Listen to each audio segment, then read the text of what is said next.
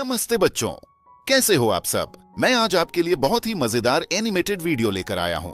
बच्चों, आज हम बिहार बोर्ड के क्लास 10वीं के संस्कृत का पहला चैप्टर पढ़ने वाले हैं, जिसका नाम है मंगलम। तो चलिए बच्चों, पहले ये जानते हैं कि मंगलम का मतलब क्या होता है। क्या आपने कभी सुना है कि लोग पूजा पाठ या किसी खास अवसर पर मंगलम शब्द बोलते हैं? हाँ, बिल्कुल। मंगलम का मतलब होता है सुख, शांति और अच्छे परिणाम की कामना। यह शब्द आमतौर पर शुभकामनाओं के रूप में इस्तेमाल होता है। अब बच्चों, इस पाठ में हमें कुछ बहुत ही खास उपनिषदों के श्लोक पढ़ने को मिलेंगे। आप सोच रहे होंगे कि उपनिषद क्या होते हैं, तो चलिए मैं आपको बहुत आसान तरीके से समझाती हूँ। बच्चों, उपनिषद वे ग्रंथ होते हैं जिनमें हमें जीवन के गहरे सवालों के जवाब मिलते हैं। उपनिषदों में हमारे ईश्वर परमात्मा के बारे में बहुत सारी बातें बताई जाती हैं। बच्चों, इस पाठ में कुल 5 मंत्र दिए गए हैं और ये सभी मंत्र अलग अलग उपनिषदों से लिए गए हैं। हम इन्हें पढ़ेंगे और समझेंगे कि ये हमारे जीवन को किस तरह बेहतर बना सकते हैं। चलो, अब हम पहला श्लोक पढ़ते हैं। यह श्लोक ईशावास्य उपनिषद से लिया गया है। हिरण्मयेन पात्रेण सत्यस्य अपिहितम मुखम तत्वं पूषण अपावृणु सत्य धर्माय दृष्टये। बच्चों, यह श्लोक ईशावास्य उपनिषदं से लिया गया है। इसमें कहा गया है कि हे प्रभु, सत्य का मुख सोने जैसे आवरण अर्थात सोने जैसे बर्तन से ढका हुआ है। सत्य धर्म की प्राप्ति के लिए कृपया उस आवरण को हटा दें।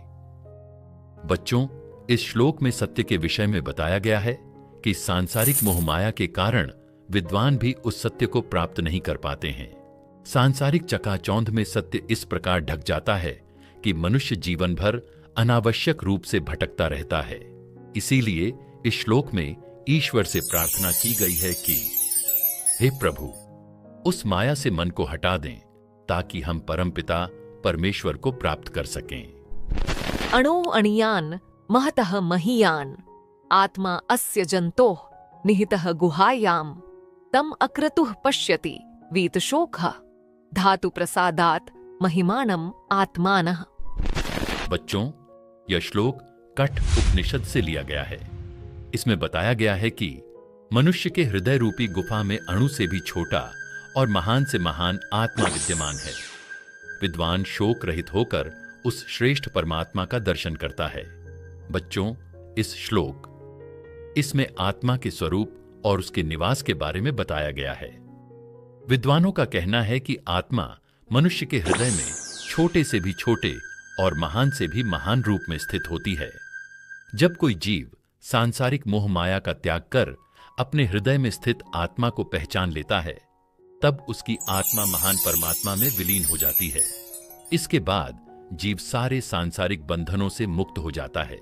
इसीलिए भक्त प्रार्थना करता है, हे प्रभु, हमें उस पवित्र प्रकाश से प्रकाशित करें ताकि हम शोक से मुक्त होकर अपने आप को उस महान परमात्मा में एकाकार कर सकें।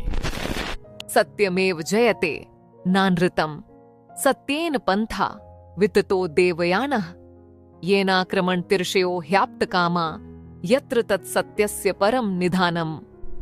बच्चों, यह श्लोक मुंडक उपनिषदन से लिया गया है। इसमें बताया गया है कि सत्य की ही विजय होती है, झूठ की नहीं। सत्य के माध्यम से ही देवलोक का मार्ग प्राप्त होता है। ऋषि लोग देवलोक को पाने के लिए उस सत्य को प्राप्त करते हैं जहां सत्य का भंडार है। बच्चों, इस श्लोक में सत्य के महत्व के बारे में समझाया जा रहा है। ऋषियों का संदेश है कि संसार में सत्य की ही जीत होती है, असत्य या झूठ की नहीं। इसका अर्थ है कि ईश्वर की प्राप्ति सत्य की आराधना यानी सच्चे मन से पूजा और उपासना करने से होती है। यह सांसारिक विषय वासनाओं और मोह माया में डूबे रहने से संभव नहीं है। बच्चों, यह पूरा संसार एक माया है और केवल ईश्वर ही परम सत्य है। जब तक जीव उस सत्य मार्ग का अनुसरण नहीं करता, तब तक वह सांसारिक मोह माया में फंसा और भटकता रहता है। इसीलिए सत्य की प्राप्ति के लिए हमें सांसारिक मोहमाया से दूर रहकर अच्छे कर्म करने चाहिए, क्योंकि सिर्फ ईश्वर ही परम सत्य हैं और इनके अलावा सब कुछ असत्य है।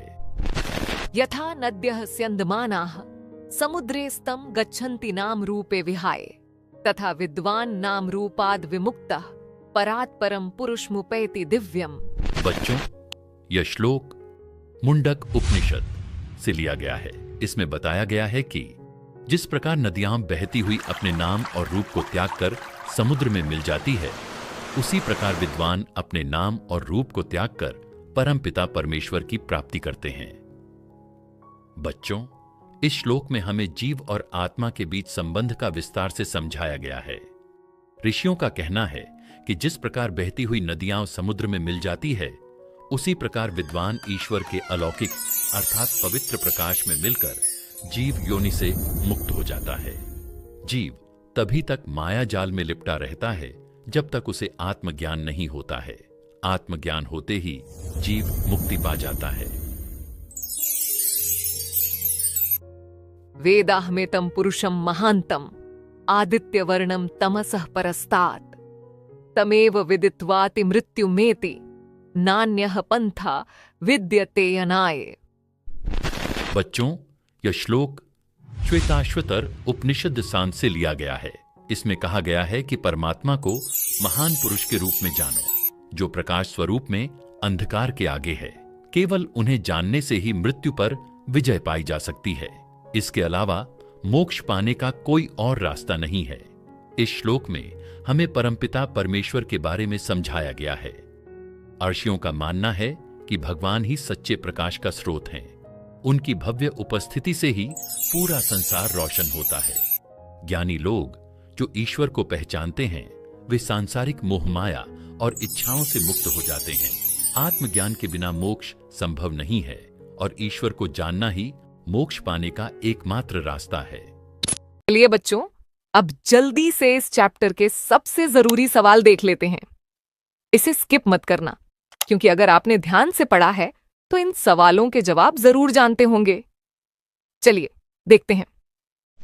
बच्चों, अगर एग्जाम में आपसे पूछा जाए कि मंगलम पाठ में कितने मंत्र हैं, तो याद कर लो मंगलम पाठ में 5 मंत्र हैं। नेक्स्ट क्वेश्चन बच्चों, सत्य का मुंह किस पात्र से ढका हुआ है? तो ध्यान रखना, सत्य का मुंह हिरण्मय पात्र से ढका हुआ है। नेक्स्ट क्वेश्चन, सत्यमेव जयते किस उपनिषद से लिया गया है? तो दिमाग में बैठा लो, सत्यमेव जयते मुंडकोपनिषद से लिया गया है। नेक्स्ट क्वेश्चन, हिरण्मयेन पात्रेण दृष्टये किस उपनिषद से लिया गया है? याद रखना, यह मंत्र ईशावास्योपनिषद से लिया गया है।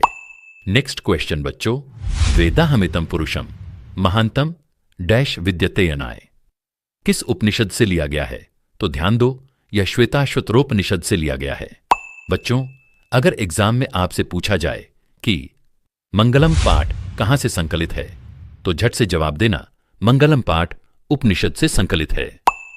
नेक्स्ट क्वेश्चन बच्चों, अणोरणीयान महतो डैश महिमानमात्मनः किस उपनिषद से लिया गया है? तो याद कर लो, यह कठोपनिषद से लिया गया है। बच्चों, ये बताओ कि महान से महान क्या है? तो सोचो और जवाब दो, सबसे महान आत्मा है। बच्चों, ये क्वेश्चन तो आपको पक्का आता होगा। ये बताओ कि किसकी विजय होती है?